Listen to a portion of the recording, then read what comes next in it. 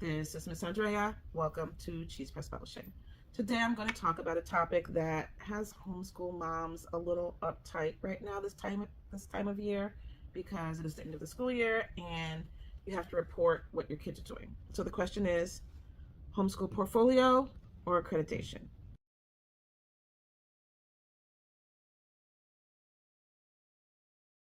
Accreditation is a curriculum that is sanctioned by your school district.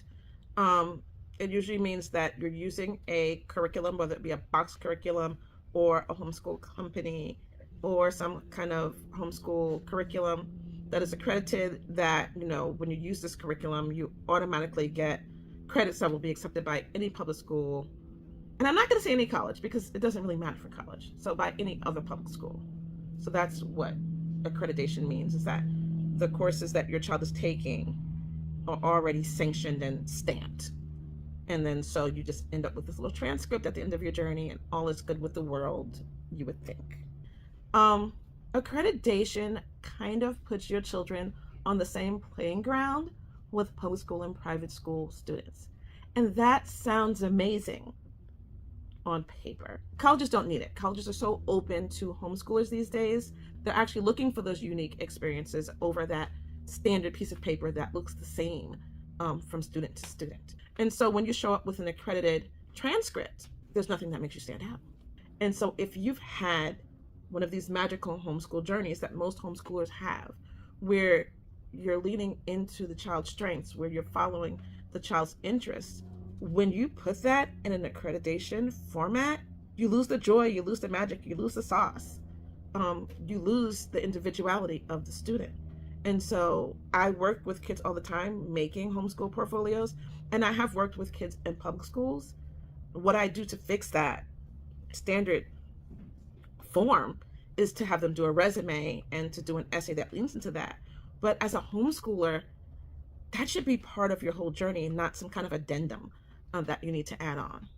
Whenever your child is unique, and when isn't your child unique? Artist, portfolio is better.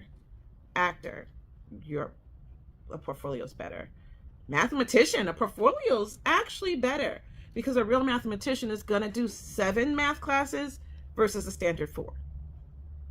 History and language arts, I've seen 7 to 8 language arts classes where normally you would see 4. And so now you have to explain why the kid has like this heavy verbal side to their transcript, versus if it's a portfolio, it kind of explains itself, you know, versus a transcript, you're like, wait, there's more than 4 things here. You know, I'm just going to say language arts, they've got more than 4, keep moving. Where in a portfolio, you're like, oh, you know, they have grammar, they have writing, they have European literature, they have American literature, then they might have Shakespeare, then they might have creative writing. And so for a homeschooler, they're literally going to say more than 4 and keep looking, and they're not going to look into those to see what the child's strengths really are.